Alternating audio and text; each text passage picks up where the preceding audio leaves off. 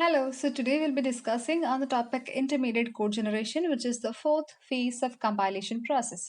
So before getting into the intermediate code generation, we will see a quick recap on the previous phases. So starting with what is compiler? Compiler is a software program which translates the high level language into the machine level languages. And there are various phases in this compilation process like lexical analysis, syntax analysis, semantic analysis, intermediate code generation, code optimization, code generation.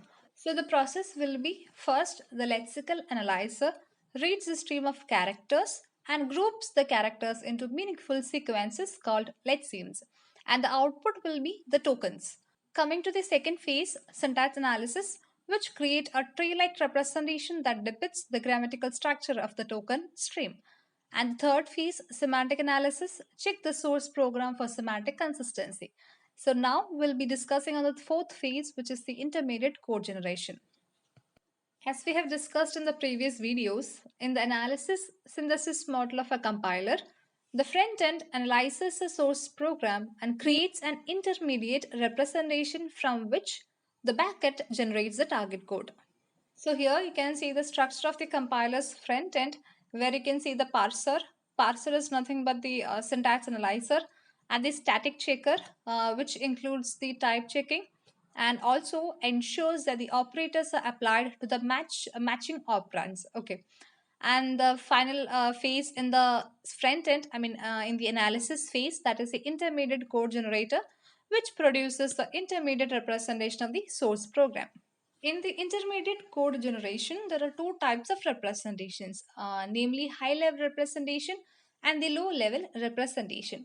So, the high level representations are close to the source languages, and the lower level representations are close to the target machine. So, syntax tree is one example for the high level representation as they depict the natural structure of the source program.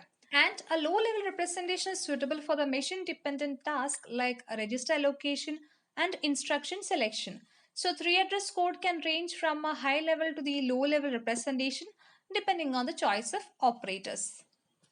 So, as we have discussed till now, we have said about the syntax tree and the three address code. So, all these things are the intermediate representation that has been used. So, the different forms of intermediate code generations are the postfix notation, syntax tree, and the three address code. So, the postfix notation is nothing but it is a notation where the operator comes after the operands. Okay.